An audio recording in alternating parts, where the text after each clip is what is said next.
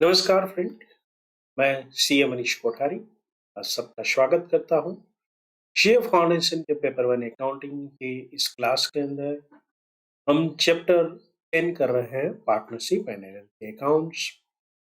Unit 1 हमने complete कर लिया था 2 सेशन के अंदर। उसके बाद हमने यूनिट 2, जिसके पहले सेशन में हमने क्या देखा कि भाई गुडविल जो है क्या होता है, कैसे नए पार्टनर को एडमिट करते हैं तो किस तरह से गिनते हैं, सेक्रीफाइसिंग रेशियो क्या होता है। हमने कुछ इलिस्ट्रेशन भी देखे और करीबन अलग-अलग 5 इलिस्ट्रेशन को भी देखा है। 6th इलिस्ट्रेशन शुरुआत करते हैं। Unit 2, treatment of goodwill in partnership agreements. चलिए, तो ये 5th जो है इलिस्ट्रेशन कंप्लीट किया था।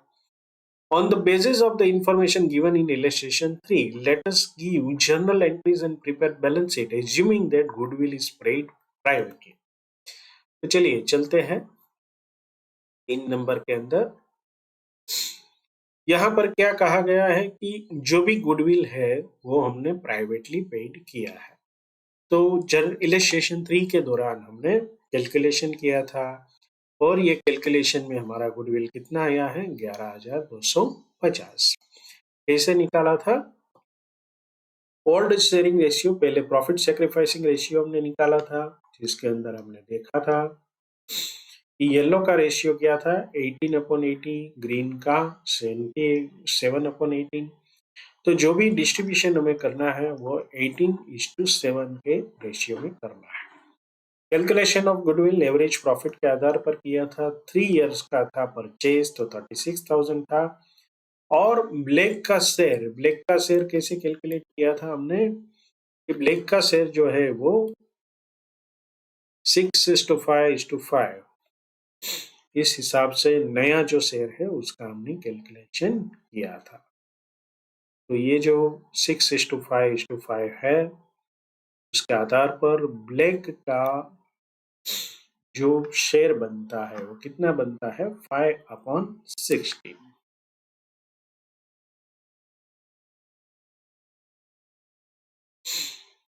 इस हिसाब से 11,250 रुपये जो है उसका गुडविल बना। अभी हमें ये इलस्ट्रेशन में क्या करना है, ये इलस्ट्रेशन में उन्होंने कहा है कि भाई 11,250 रुपया जो है ना वो प्राइवेटली पे कर। तो ये जो एंट्रियाज है उसमें बैंक अकाउंट की एंट्री रहेगी 20,000 की। ये दूसरी वाली एंट्री प्राइवेटली होगी 7 में। बैलेंस शीट में क्या अंतर होगा? बैलेंस शीट में अंतर ये होगा कि ये जो 33,100 है उसके बजाय क्या होगा, 25,000। यहाँ पर 20,000 एज इट इज, यहाँ पर 20,000 जो नए इंट्रोड्यूस हुए हैं। तो ये कुल मिलाकर कितना होगा, 65,000 ही होगा। So this type of the balance sheet will be reflected in illustration number 6. अभी और आगे बढ़ते हैं और देखते हैं 7th में हमारे लिए क्या है। चलिए एक और नया कंसेप्ट है, accounting treatment of goodwill in case of change in profit sharing ratio. यहाँ पर क्या बात है, सिर्फ प्रॉफिट रेशियो चेंज हुआ है तो भी गुडविल जनरेट होगा।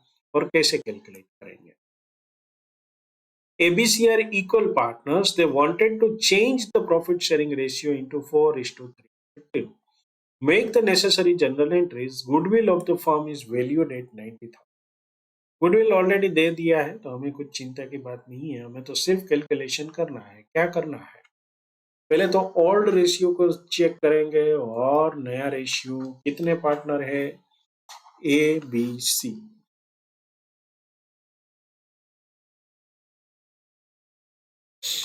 ओल्ड रेशियो क्या है, 1/3। न्यू रेशियो क्या है, 4:3:3। So 4, 3,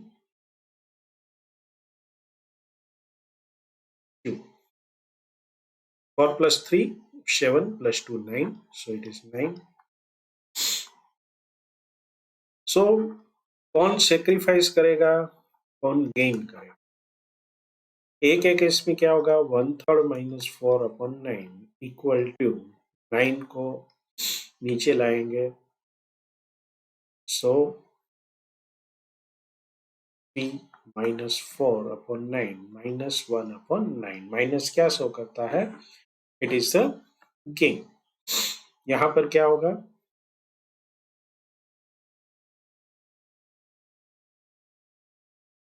1/3 minus 3/9, it is also 1/3, so it is 0, so no change. She के लिए क्या होगा, 1/3 माइनस 2/9, 9 को इक्वल बनाने के लिए क्या करेंगे, 3 minus 2, so it is a 1/9. तो किसने गेन किया और किसने लॉस किया?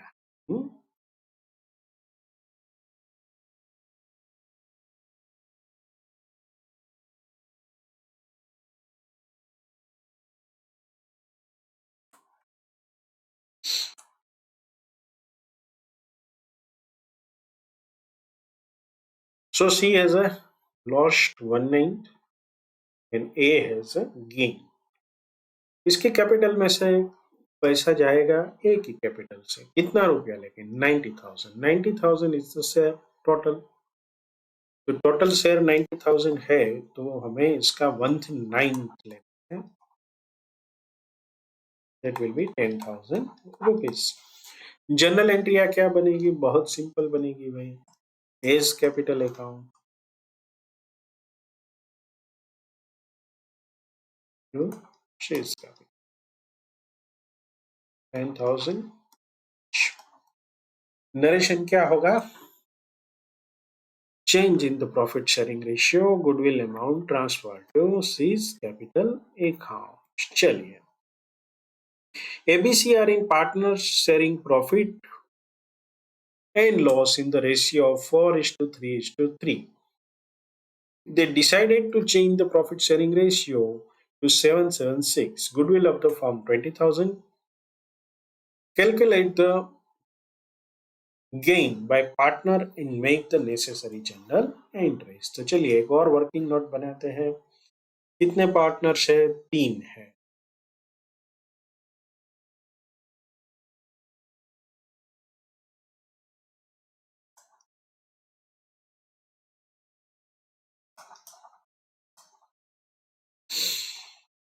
So new share,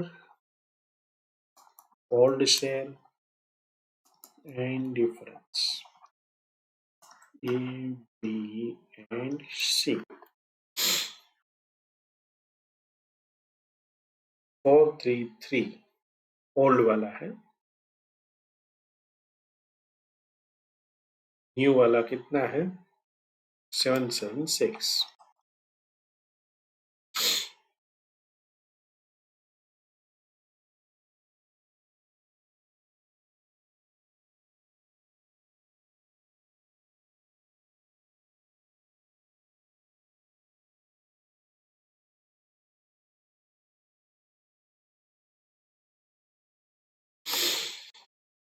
चलिए डिफरेंस कितना आएगा, 720. 20 को बेस बनाते हैं तो 7 minus 8, so it is minus 1/20. यहाँ पर 20 को बेस बनाते हैं तो 7 minus 6 is equal to plus 120. यहाँ पर 20 को बेस बनाते हैं तो 6 minus 6 is equal to 0, no change. तो बी जो है वो गेन किया है, यहाँ पर प्लस साइन है, यहाँ पर माइनस साइन है. याद रहे ये न्यू शेयर में से हमने ओल्ड में माइनस किया है, अगर ओल्ड में से न्यू माइनस करते तो ये साइन जो है वो चेंज होता है. तो इसका ध्यान रखना एग्जाम में भी. करना क्या है, फर्म की वैल्यू कितनी गुडविल की है, 20,000. 20,000 मतलब कि ये 20,000 का 1/20 इज इक्वल टू 1,000. कौन किसको देगा जर्नल एंट्री में, जर्नल एंट्री बहुत सिंपल है, बी जो है वो ए को देगा 20 capital debit 1000 to S capital 1000। चलिए अब आगे बढ़ते हैं इलस्ट्रेशन नंबर 9 की ओर। A, B, C and D are in partnership sharing profit and loss equally share किया है। They mutually agreed to change the profit sharing ratio to 3:3:2. Give necessary journal entries। चलिए working note एक और बनाते हैं।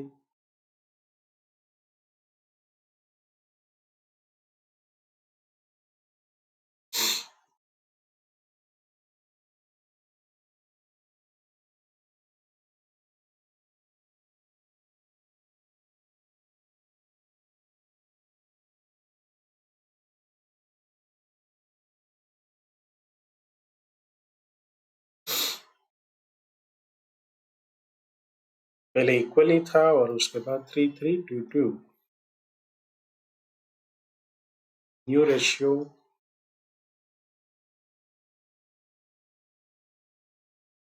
3:3:2। Hold 1/4 1/4 1/4 1/4।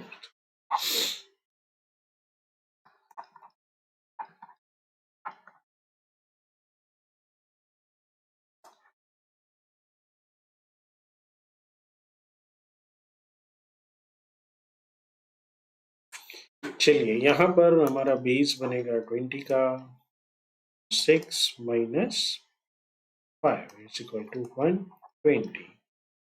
तो ये बन जाएगा गेन। बी का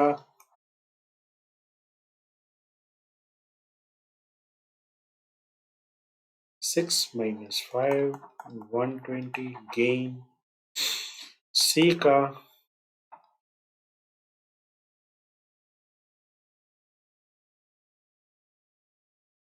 -120 ये लॉस बनेगा।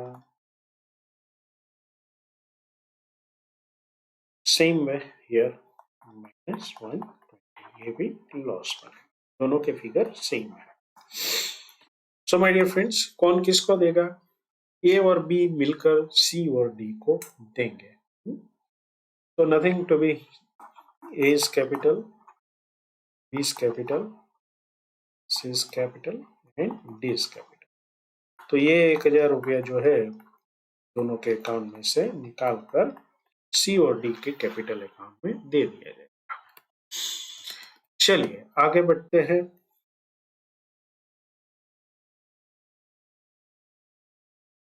Accounting treatment of the goodwill in case of retirement or death of a partner।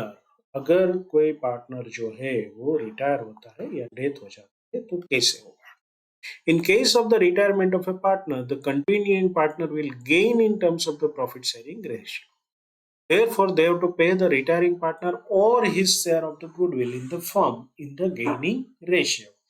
Similarly, in case of the death of the partner, the continuing partner should bear the share of the goodwill due to the heirs of the deceased partner।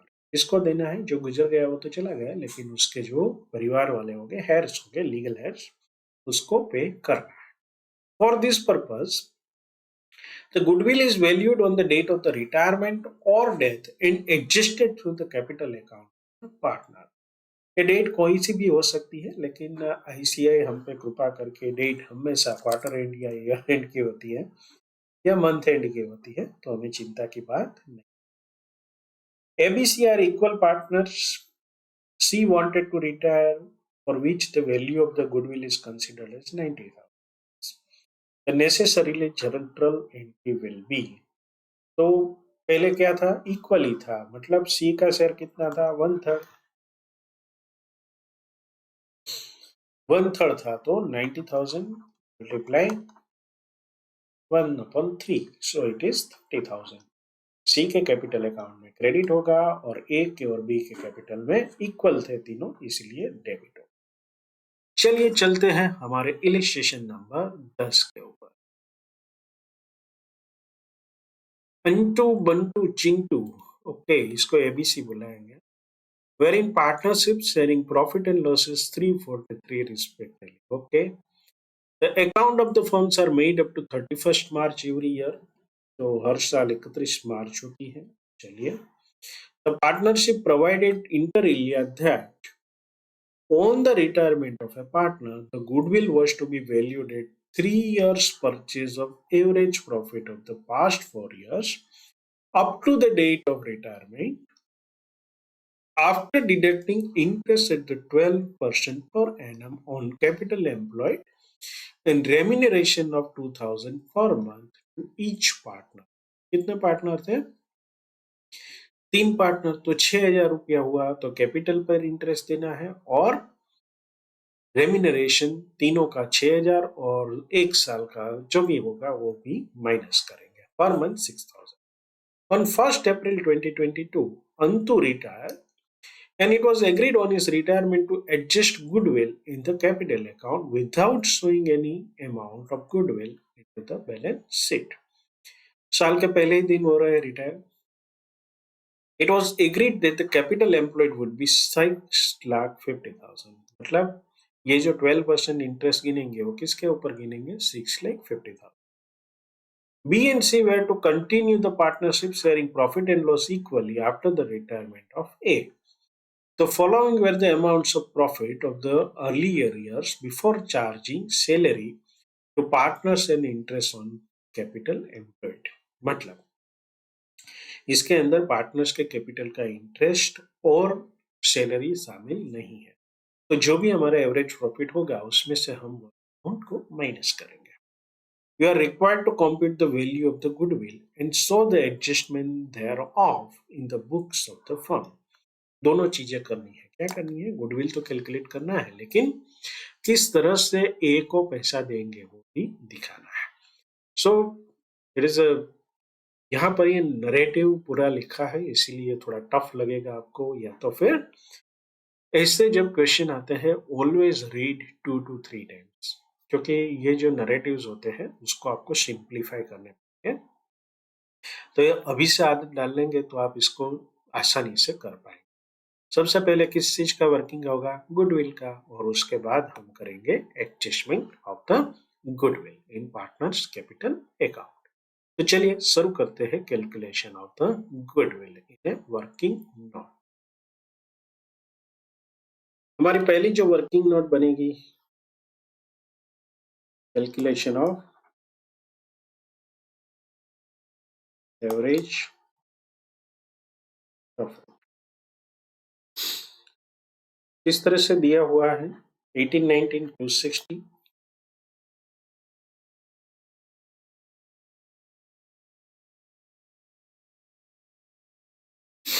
260 275,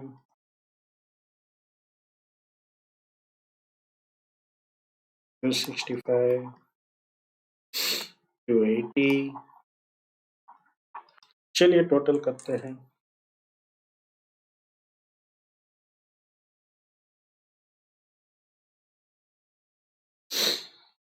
10,80,000 rupees. Average कितना बनेगा 4 साल का?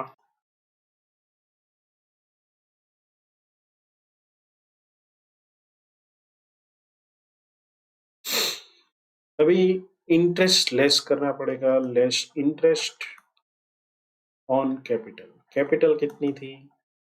6,50,000। कितने percentage पर? 12%। Amount कितना बनेगा? गिन लेते हैं।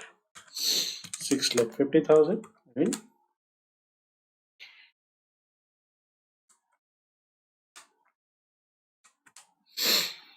आगे बढ़ते हैं। सैलरीज देनी है 3 पार्टनर को। लेस सैलरीज ऑफ पार्टनर कितना था? 3 पार्टनर थे, 12 महीने के लिए सैलरी 2,000 प्रति माह। सो 72,000। एडजस्टेड प्रॉफिट, ये दोनों चीजें हटाकर कितना बनेगा? 1,20,000। कितने साल का परचेज किया है?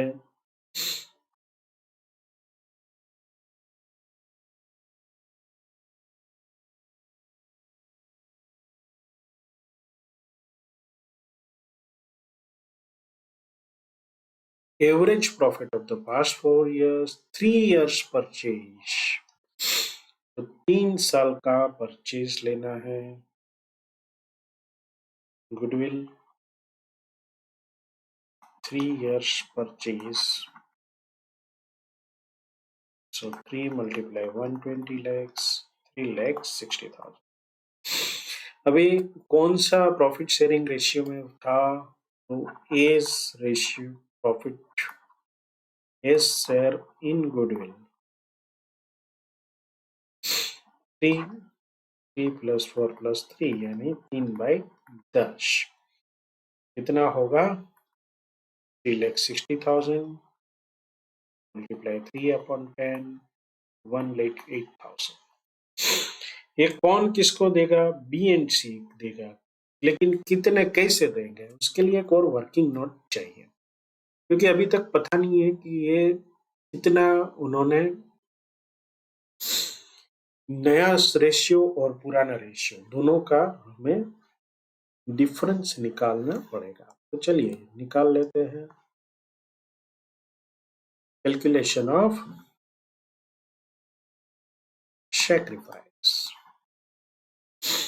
पार्टनर्स कितने थे, ए बी सी, एग्जाम में पूरा नाम लिखना। न्यू शेयर ए का कितना है 0, इन दोनों का 1/2। Old share is 343, 3/10, 4/10 and 3/10।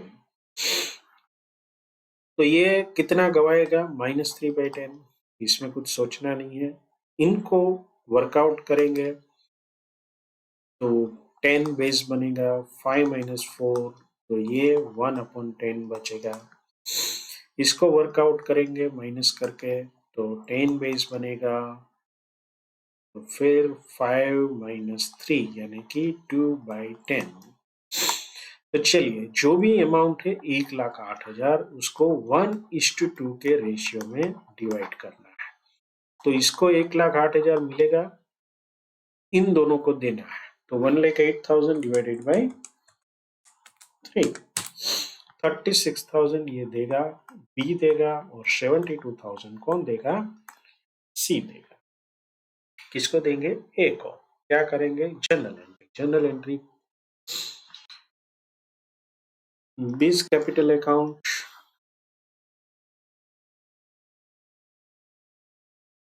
Sis capital account, Q S capital.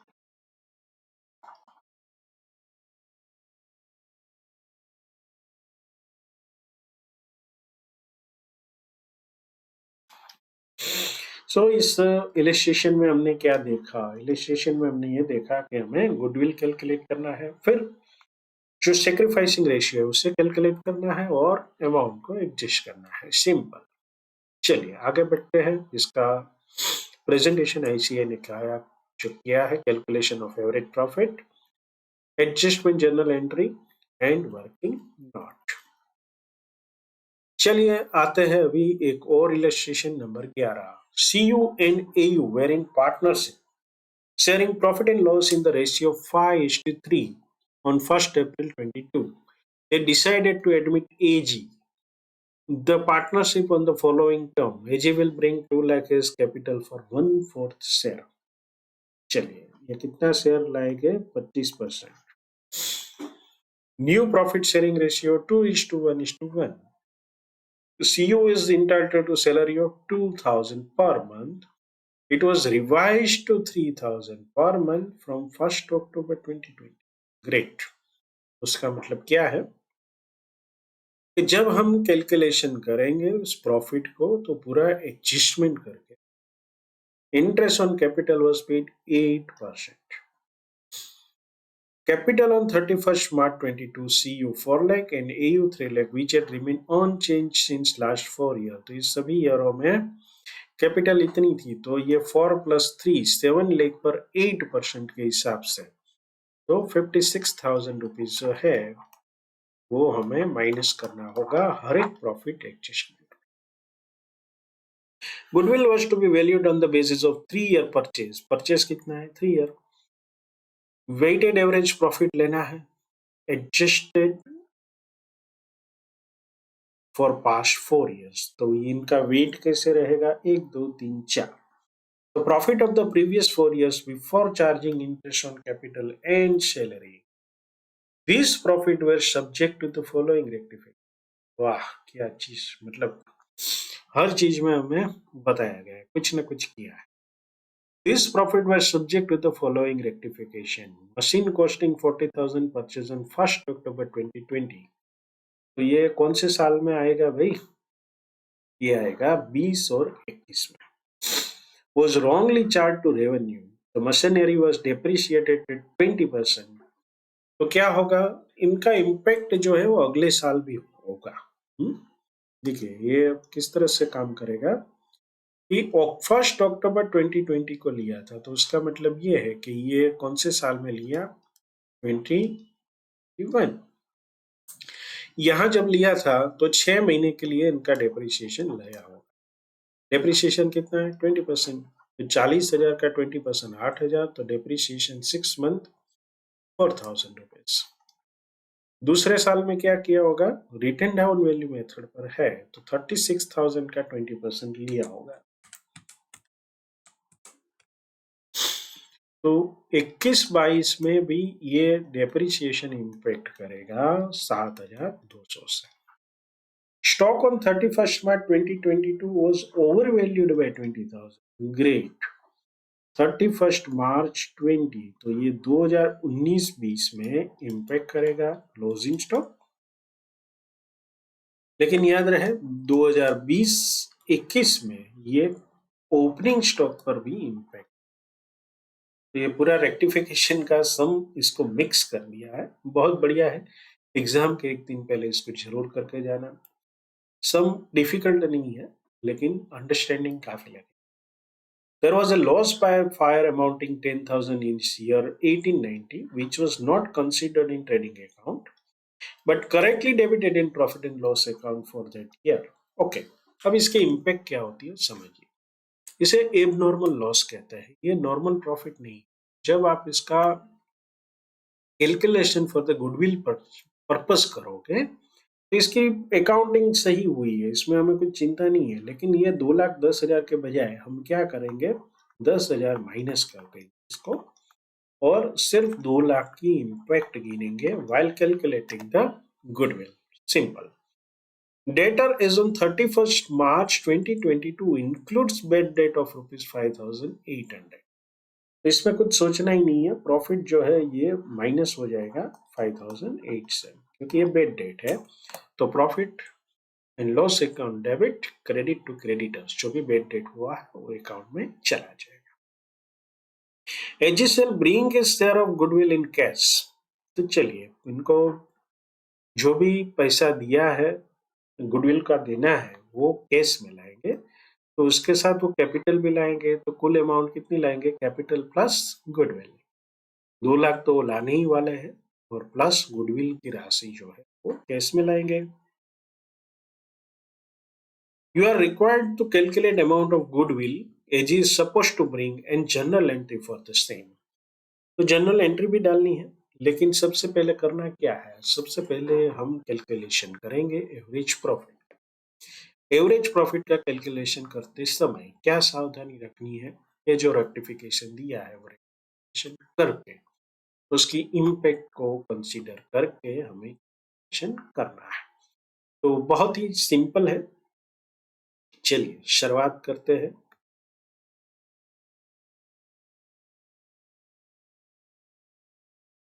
My dear friends, सबसे पहले हम वैल्यूएशन ऑफ गुडविल से स्टार्ट करते हैं। वैल्यूएशन ऑफ गुडविल, इतने साल के हमें बैलेंस शीट दिए, मतलब फिगर्स दिए हुए हैं 4 साल के। तो चारों का नाम लिख लेते हैं। 2018, 19, 2019-20, 2020-21, 2021-22। हम पहले फिगर से स्टार्ट करते हैं और जो जो चेंजेस होते हैं उसके हिसाब से हम इसका एंट्री इसमें डालते हैं। प्रॉफिट कितना दिया है 210, 260, 210, 305।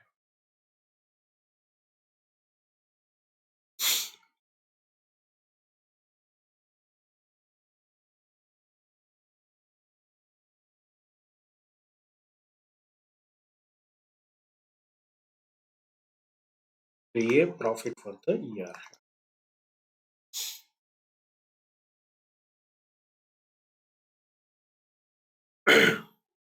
Profit of the previous 4 year before charging interest on capital and salary। तो सैलरी कितनी तय की गई है? CEO was entitled to a salary of 2000 per month. It was revised to 3000 per month from 1st October 2022। तो salary of CEO पहले कितनी थी? 24,000, मतलब 2 मल्टीप्लाई 12। कब से चेंज हुई है? 1st October 20, मतलब इस साल में। तो ये भी 24,000 रहेगा। पहले 6 महीने का कितना रहेगा? 12,000, फिर 3,000 के हिसाब से 18,000। तो कुल मिलाकर ये 30,000 और ये बनेगा 36,000 at the rate 3,000 per month. तो एक एडजस्टमेंट जो है वो हमने कंप्लीट। इंटरेस्ट ऑन कैपिटल, चलिए लेस इंटरेस्ट ऑन कैपिटल। कितना इंटरेस्ट देते हैं भाई? हमने गिन लिया है ऑलरेडी। 7 लाख कैपिटल थी और 8% के हिसाब से 56,000 रुपीज होता है। इसमें कुछ सोचना नहीं है, हर एक साल में माइनस करेंगे। अभी नीचे जो एरर्स दी गई है उसको हम इसमें इनकॉर्पोरेट करते हैं। Machine costing 40,000 purchase on 1st October was wrongly charged to revenue। तो पहले तो ऐड होगा प्रॉफिट, क्योंकि वो रेवेन्यू में डेबिट हुआ है, जो गलत है, ये कैपिटलाइज होना चाहिए। So add machine to be capitalise. कौन से साल में? 20 से 21। कितना अमाउंट? 40,000। लेस क्या करेंगे? जो डेप्रिसिएशन चार्ज करना है, डेप्रिसिएशन ऑन अबव। पहले साल 6 महीने का 20% के हिसाब से 4,000। दूसरे साल में हमने कैलकुलेशन कर लिया था 36,000 का 20%, 7,200। चलिए,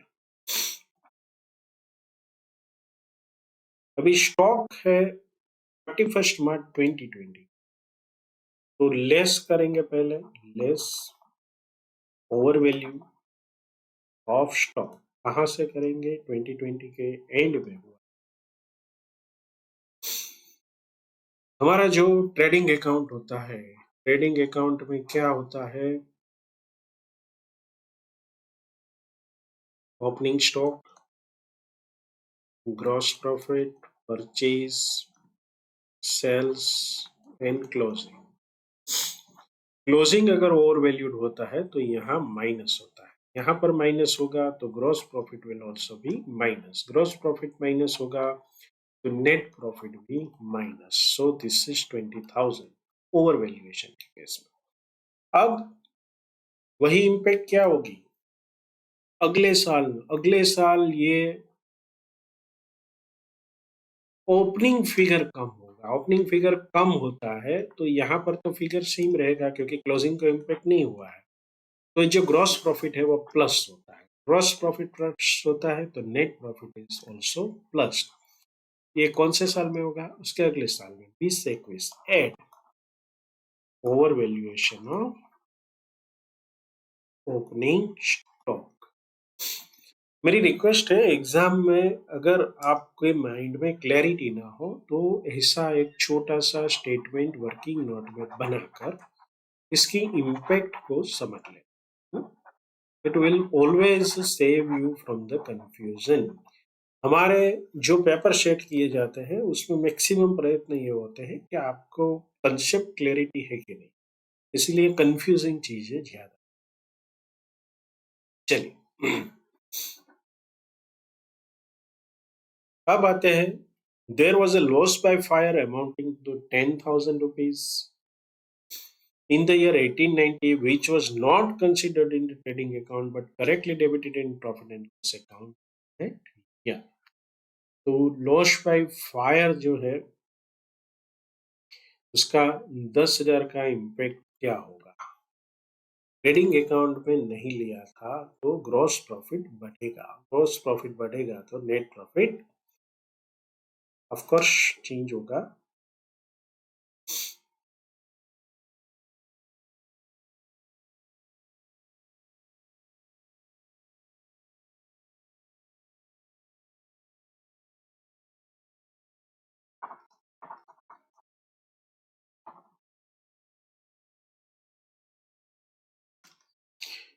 लास्ट वाला है debtor of 31/22 includes bed date, तो इसमें कुछ सोचना नहीं है, सीधा 5,800 जो है माइनस करना है। यस,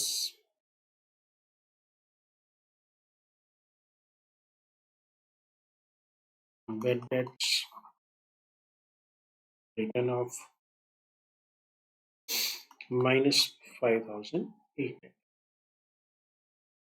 अभी हमें क्या करना है, सबसे पहले इसको कैलकुलेशन करना है।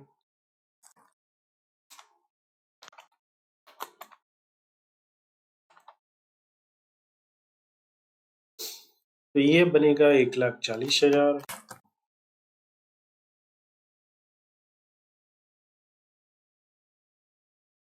उसके बाद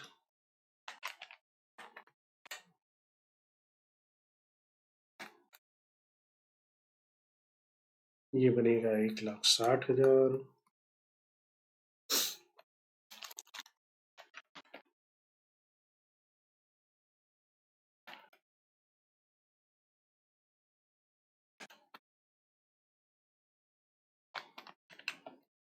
,1,80,000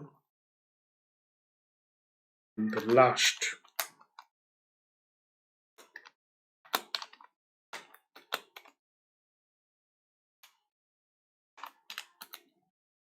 It's a 2 lakh rupees।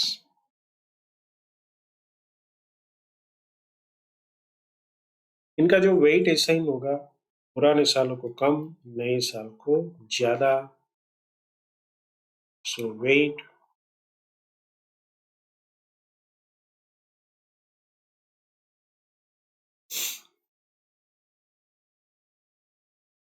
एक, दो, तीन, चार, इसका जो प्रोडक्ट बनेगा मल्टीप्लीकेशन से 1,40,000, 3,20,000, 18 3 जा 54। इसका जो टोटल बनेगा वो बनेगा 18 लाख।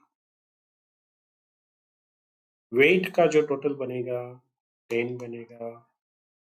हमारे लिए जो वेटेड एवरेज प्रॉफिट होगा वो हो जाएगा 1,80,000। अभी गुडविल कितने साल की परचेज करनी है? 3 years। So 3 years purchase of goodwill.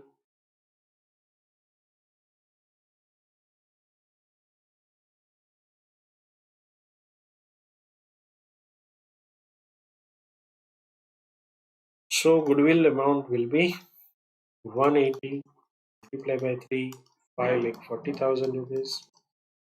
एजी जो है वो अपना शेयर कैसे लाएगा? एजी शेयर 1/4 है, तो 5,40,000 मल्टीप्लाई 1/4, तो ये बन जाएगा 1,35,000। चलिए अभी हमें एक और वर्किंग नोट बनाए। किस चीज की वर्किंग नोट बनानी है कि भाई ये जो सेक्रीफाइस किया है इन्होंने, तो ओल्ड रेशियो और न्यू रेशियो जो है उसकी एक वर्किंग नोट हम बना। तो चलिए समझते हैं पहले कितना शेयर था दोनों का और अब कितना है।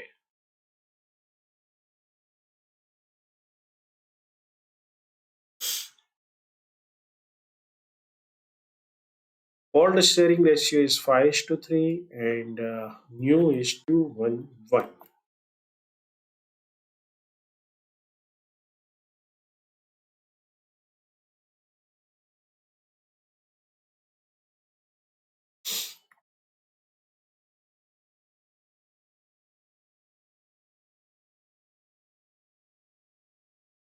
CU, AU and AG.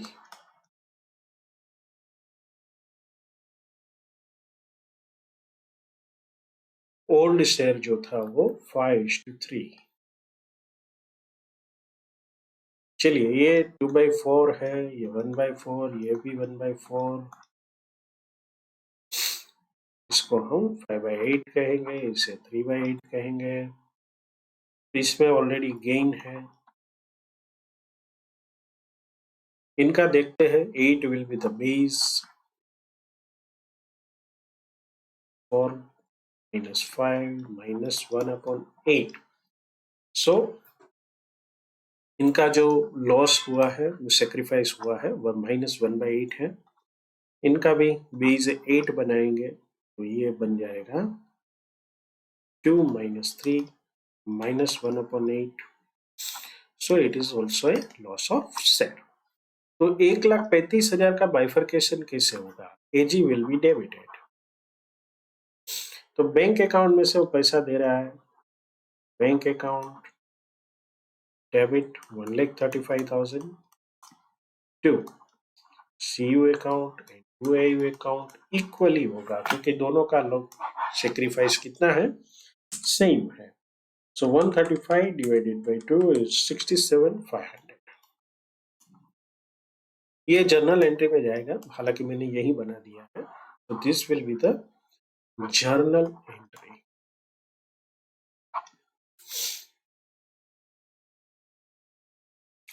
तो चलिए देखते हैं इसका प्रेजेंटेशन किस तरह से ICI ने किया है। सबसे पहले valuation of the goodwill, profit को एडजस्ट किया है, एडजस्टेड प्रॉफिट के बाद वेट दिया है, फिर कैलकुलेशन किया है गुडविल का और उसमें से एजी का शेयर निकाला है, फिर जो भी शेयर था उसको डिस्ट्रीब्यूट किया है और sacrifice ratio. My dear friends, यहाँ पर ये सेशन कंप्लीट होता है, लेकिन अभी हमारे लिए ये कंप्लीट नहीं है। अभी हमें टेस्ट और नॉलेज के क्वेश्चन भी करने हैं और ट्रू एंड फॉल्स वगैरह सब देखते हैं। यहाँ पर एक 5 मिनट का छोटा सा विराम लेके बढ़ेंगे। So friends, test your knowledge के अंदर सबसे पहले ट्रू एंड फॉल्स चेक करते हैं। Goodwill is intangible asset, therefore it can not be valued. ये सरासर गलत है। क्यों? इनटेंजिबल एसेट जो है वो वही एसेट बन पाती है जो रिलायबली मेजर हो सके। सो इसका वैल्यूएशन भी होता है बाकायदा, और ये सेंटेंस गलत है। Goodwill is valued whenever there is a change in the profit sharing ratio among the partners. True, ये सही है। उसके अलावा भी एडमिशन ऑफ द पार्टनर, या तो डेथ ऑफ ए पार्टनर, या तो रिटायरमेंट ऑफ ए पार्टनर, या तो शॉर्ट ऑफ ए बिजनेस, या तो डिसॉल्व ऑफ द पार्टनरशिप, तभी भी गुडविल जो है वैल्यू की जाती है। Goodwill is the value of reputation of A firm in respect of profit expected in future over and above the normal rate of profit। ये बिल्कुल सही है। At the time of admission or retirement of partner, goodwill can be raised in the books of the account and sold as an asset। ये false है। ये adjust की जाती है गुडविल को थ्रू पार्टनर्स कैपिटल, बट वो book में दिखाई नहीं जा सकती। Only simple average method can be used for valuation of goodwill। तो ये भी गलत है। वेटेड एवरेज मेथड भी प्रयोग में लाई जाती है। Super profit means excess of actual average profit over normal profit. तो ये बिल्कुल सही है। Normal profit means profit earned by similar companies in the same industries. तो ये बिल्कुल सही है। Normal profit depends upon normal rate of return and past profits. इसको पास्ट प्रॉफिट के साथ कोई कनेक्शन नहीं होता है। Capital employed and normal rate of return के आधार पर ये गिनी जाती है। सो ये फॉल्स है। At the time of admission, retirement of a partner, since goodwill cannot be raised in the books of the account, is recorded through capital account of the partner. दोबारा, at the time of admission or return of a partner, since goodwill cannot be raised in the books of the account, is recorded through capital account of the partner. तो ये बिल्कुल true है. At the time of the admission of a partner, goodwill brought in by the new partner is shared equally by old partner. जरूरी नहीं है. It may be in profit sharing ratio, it may be in a sacrificing ratio, या तो फिर और कुछ तय किया गया है तो उसके आधार पर भी ये होगा. चलिए तो आगे बढ़ते हैं और देखते हैं. एमसीक्यू हम कर नहीं रहे हैं.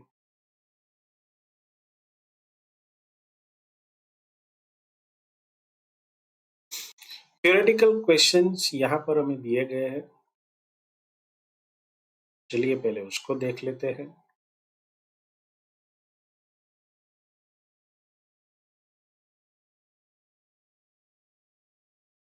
पहला जो क्वेश्चन है, right short note on methods for valuation of the goodwill. तो यहाँ पर हमें अलग अलग मेथड्स का स्टडी किया. जब हमने एवरेज प्रॉफिट वाला देखा, सुपर प्रॉफिट वाला मेथड, कैपिटलाइजेशन मेथड देखा. तो अलग अलग कौन सी मेथड है तो उसका there are 3 methods for the valuation. Average profit basis, उसमें 2 है, simple and weighted average. Super profit के अंदर जो बाइफर्केशन है वह है नंबर ऑफ ईयर परचेज, दूसरा है annuity basis and capitalisation basis. तीसरी जो मेथड है वो कैपिटलाइजेशन मेथड है. ये तीनों मेन है और इसके अंदर आप अलग अलग मेथड को देख सकते हैं.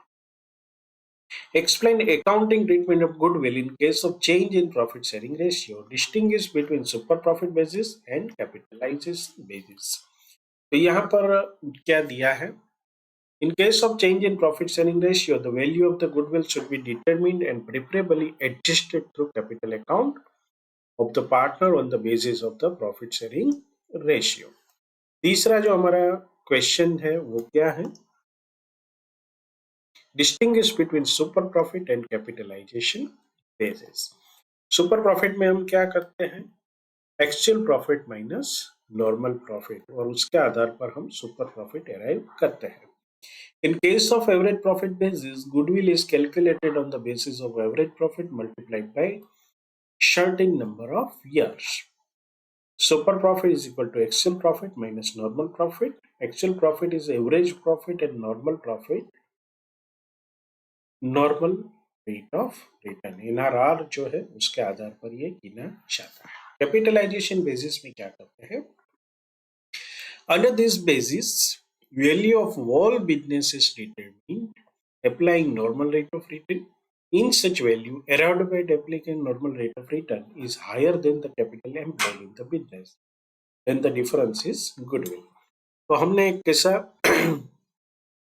इलिस्ट्रेशन भी देखा था कि जिसके अंदर जो वैल्यू हायर थी कैपिटलाइजेशन बेसिस की, उनमें से कैपिटल एम्प्लॉयड माइनस किया तो जो भी रिमेनिंग अमाउंट बचता है वो हमारा goodwill.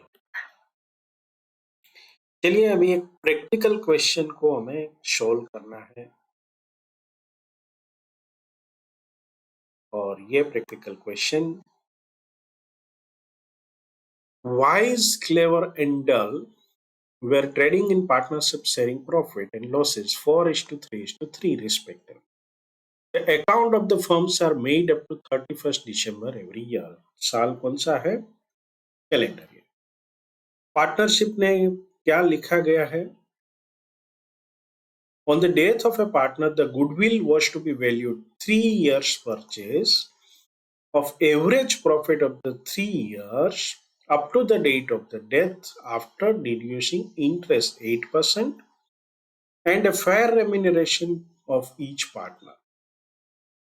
The profits are assumed to be earned evenly throughout the year. On 30th June 2022, मतलब 6 महीना, क्योंकि 1st Jan से 30th June, तो ये first half of the year. Wise, mister wise one of the partner थे जिसका share था 4:3:3, मतलब 40%, वो गुजर गए. And it was agreed on his death to adjust goodwill in the capital account without showing any amount of the goodwill in the balance sheet. Okay. It was agreed for the purpose of the valuation of the goodwill that the fair remuneration for work done by each partner would be 15,000 per annum, and then the capital employed would be rupees 1,56,000. तो 1,56,000 के ऊपर 8% के हिसाब से हमें interest पे करना है। और यहाँ पर 3 पार्टनर थे, तो 15,000 multiply 3, 45,000 will be the remuneration. लेकिन माइंड वेल, ये लास्ट ईयर का आपको 6 महीने का। Clever and Dell were to continue the partnership sharing profit and losses equally after the death of the wives. तो हमें old and new ratio भी गिनना है। Following are the amount of the profit of earlier years before charging interest on capital employed.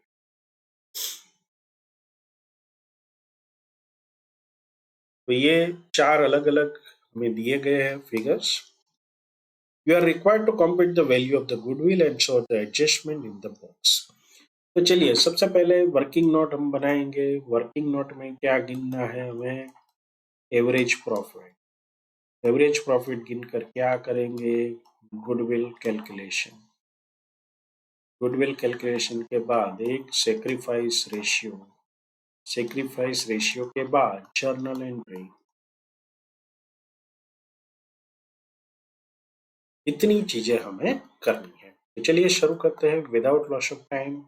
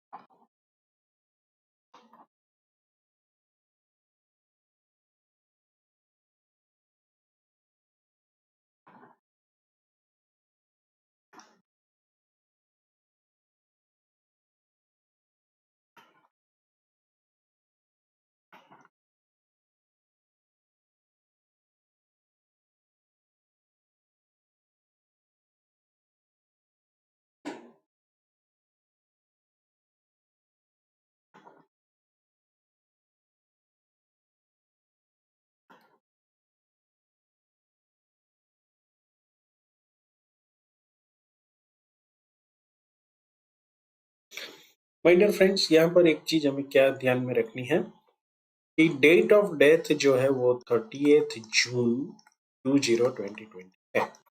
इसीलिए हमें ये जो है सिर्फ 6 महीने का, हाफ ईयर का लेना है। So it will be divided by 2।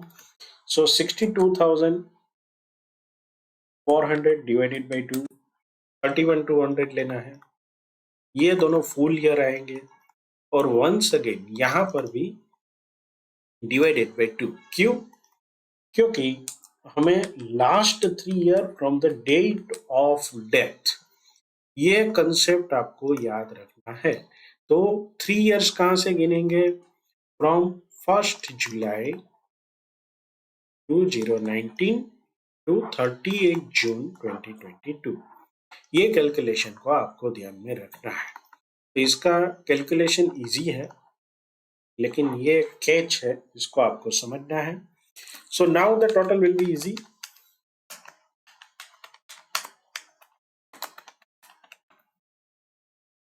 212,400, लेकिन ये कितने साल का है भाई? 3 इयर्स। So divided by 3। सो हमारे लिए कितना फिगर आएगा? 214,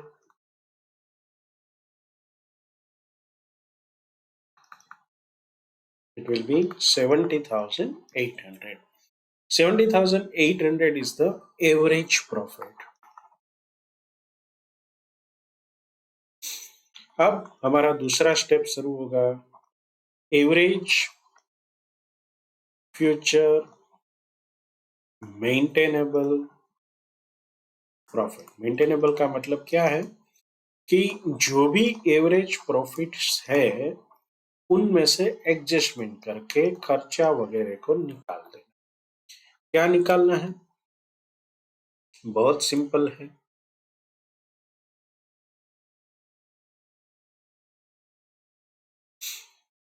15,000 पर एनम 15,000 रुपीज जो है वो आपको सैलरी करनी लेस है। लेस सैलरी, 3 पार्टनर है, 15,000 multiply by 3, so it is 45,000।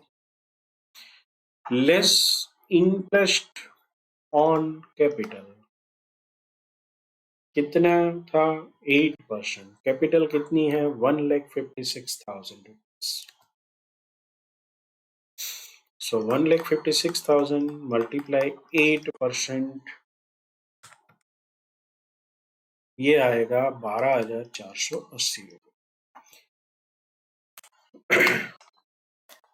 तो ये सब चीजें माइनस करेंगे 70,800 में से, तो हमारे लिए जो फिगर बचेगा वो बचेगा 13,320। अब कितने साल की गुडविल परचेज कर रहे हैं? Goodwill of the firm at the rate 3 years purchase, 13,320 multiply 3, so it will be 39,960. अब who is except मतलब मिस्टर वाइस सर क्या था? 4:3:3 में से 4, तो 4/10।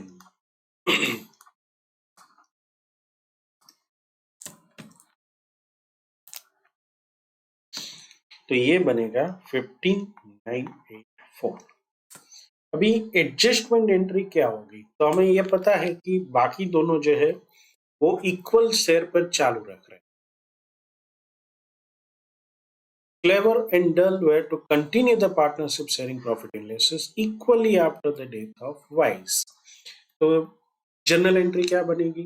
बहुत सिंपल है।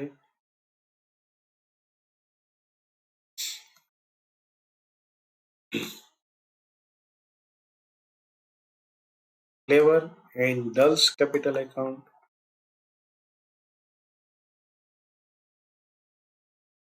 to Mr. Wise capital account कितनी राशि थी? 59,984 इक्वली डिस्ट्रीब्यूटेड 7,992।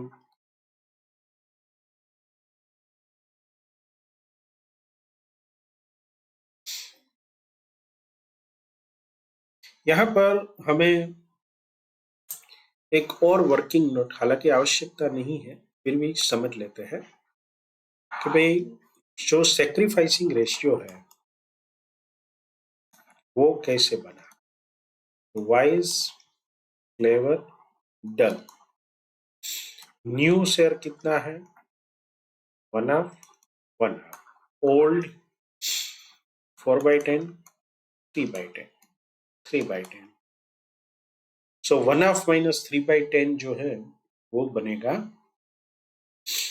इनको 4/10 देना है, इनको 2/10 और इनको 2/10, ये दोनों को कंट्रीब्यूट करना है।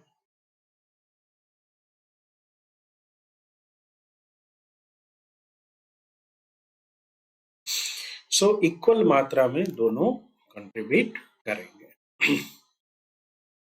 सो this was about the sum. वैसे बहुत ही सिंपल था, इसमें कुछ खास था नहीं। अभी हम एक दो जो हमारे प्रीवियस एग्जाम में पूछे गए क्वेश्चन है उसको देख लेते हैं और फिर इस चैप्टर का यूनिट का समापन करेंगे। चैप्टर लंबा चलेगा। दिसंबर 22 में 5 मार्क के लिए पूछा गया प्रश्न, R&S are partners in a firm with a capital of 14 lakh and 12 lakh, मतलब कुल मिलाकर 26 लाख कैपिटल एम्प्लॉयड है। During the year 31st March 22 firm earned a profit of 6,50,000, मतलब ऑन जो प्रॉफिट किया है वो 650 है। Assuming the normal rate of return is 20%, 20% जो है वो नॉर्मल रेट ऑफ रिटर्न है। Calculate the amount of the goodwill of the firm by using capitalization method and super profit method if goodwill is valued at 6 year purchase। चलिए बहुत ही simple है, कुछ खास सोचना नहीं है। पहली मेथड कौन सी दी है? कैपिटलाइजेशन। लेकिन पहले कुछ फिगर्स लिख लेते हैं। यहाँ पर आप लिख सकते हो given total capital 14 lakhs plus, ये मैंने एल लिखा है, ऐसा नहीं लिखना एग्जाम में, पूरा फिगर लिखना 26 lakhs। फिर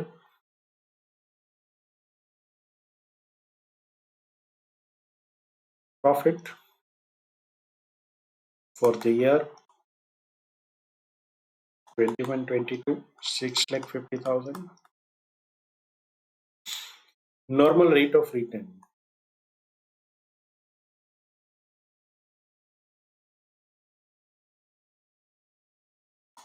NRR कितना परसेंट है? 20%। पहली मेथड है कैपिटलाइजेशन मेथड। कैपिटलाइजेशन मेथड में हमें क्या करना होगा कि जो एवरेज प्रॉफिट है, अगर एवरेज प्रॉफिट नहीं दिया है तो लास्ट प्रॉफिट जो भी गिवन है उसको NRR से आप डिवाइड करो। जब ये डिवाइड करोगे तो 6,50,000 डिवाइडेड बाई 20%, तो ये आपका कुल मिलाकर फिगर आएगा 32 lakhs 50,000।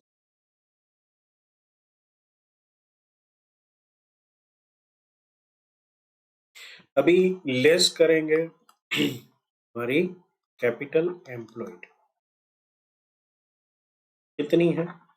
26 लाख। तो यहाँ पर आपका गुडविल कितना बचता है? सो गुडविल इज, ये दोनों को माइनस करेंगे तो 6,50,000 आपका गुडविल बनेगा। चलिए, तो ये एक मेथड हो गई। अभी हमें दूसरी मेथड से भी करना है और वो मेथड का नाम है super profit method. Super profit method जो है बहुत ही सिंपल है, इसमें हमें सुपर प्रॉफिट गिनना है। सुपर प्रॉफिट मेथड, सबसे पहले बात करते हैं नॉर्मल प्रॉफिट की। तो नॉर्मल प्रॉफिट जो है वो कैपिटल एम्प्लॉयड मल्टीप्लाई जो भी हमें रेट दिया गया है, कैसा नॉर्मल रेट ऑफ रिटर्न 20% दिया है, तो 26 लाख उसका 20% करेंगे तो ये हमारा नॉर्मल प्रॉफिट आएगा 6,50,000।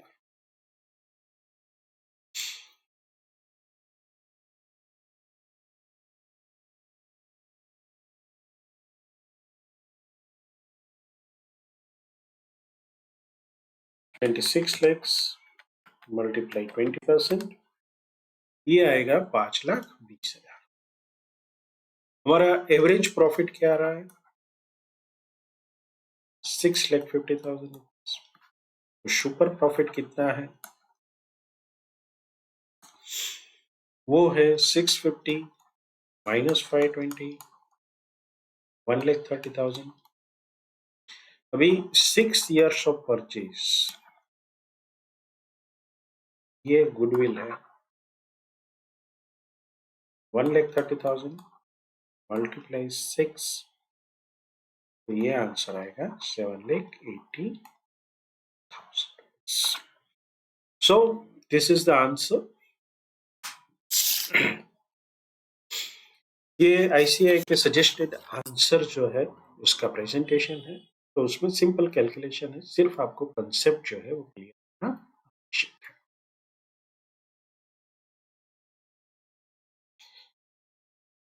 जून 22 में 5 मार्क्स के लिए पूछा गया एक प्रश्न, चलिए सॉल्व करते हैं। Mr. X gives the following particular in respect of the business carried on by him. Capital invested 9 lakh rupees. Market rate of interest 8%. Rate of risk return, जैसे हमने डिस्कस किया था ड्यूरिंग द सेशन, इस दोनों को combine करके 11% rate करना है। Remuneration per annum for alternative employment 36,000 rupees. Business earned profit 240 to 16 lakhs and the year but made a loss of 36,000 in the year 2022। तो यहाँ पर हमें सिंपल एवरेज मेथड पर जाना पड़ेगा। Okay. Compute the value of the goodwill on the basis of 6 years of the purchase of super profit. Calculate on the basis of the average profit of the last 4 years. तो last 4 years का सबसे पहले हमें गिनना होगा average profit, और हम शुरू करते हैं calculation of goodwill.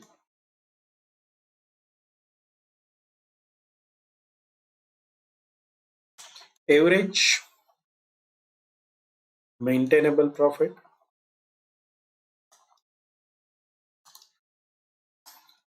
Trading profit, कौन से साल में लॉस हुआ है उसको छोड़ दीजिए, 2020 को, 2018, 19 और 21 कितना हुआ है, 240 263 लाख.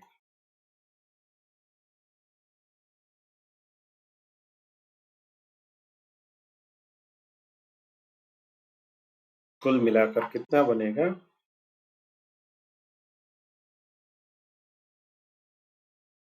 लेस लॉस 2020 कितने का लॉस है, 36,000. 720 याद रहे कितने साल का है, 4 साल का है. तो एवरेज प्रॉफिट 720 डिवाइडेड बाय 4, 1,80,000. कितने साल. अब इनमें से एडजस्ट करना पड़ेगा. एक तो रेम्यूनरेशन लेस रेम्यूनरेशन 36,000, और कुछ है नहीं है. तो मेंटेनेबल प्रॉफिट कितना बचा,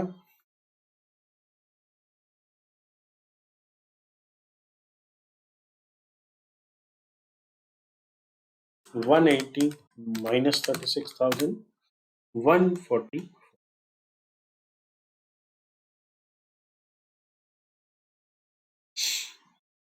less normal profit. Normal profit को कैसे गिनेंगे, capital employed multiply normal rate of return. कितनी कैपिटल एम्प्लॉयड है, 9 लाख. Rate of return 11%. 11 क्यों है, 8 + 3. तो ये अगर गिनेंगे तो 99,000 होगा. इसको हम माइनस करेंगे तो ये बच जाएगा 45,000. इसे हम कहते हैं सुपर प्रॉफिट. कितने साल की परचेस है, goodwill 6 year purchase. So 45,000 multiplied by 6,000, 2,70,000 is the answer. अभी ये 2,70,000 हमने गुडविल कैलकुलेट कर लिया. सो this was a very simple one. इसका अल्टरनेट मेथड भी आईसीआई ने दिया है, आप इसको अलग तरीके से भी गिन सकते हो. इसे भी देख लेते हैं.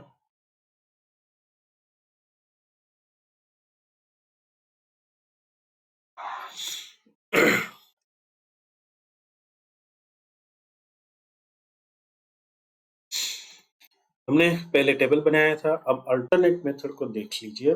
2,40,000 ये पूरा मतलब एक साथ प्लस माइनस कर दिया है without preparing A table. So it is nothing but a simple average.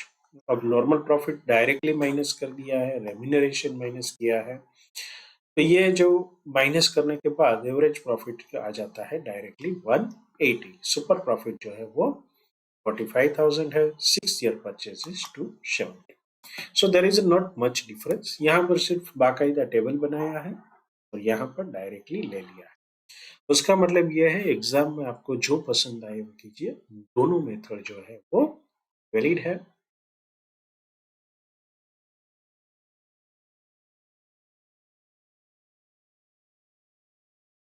So friends, इसी के साथ हम यूनिट 2 का यहाँ पर समापन करते हैं.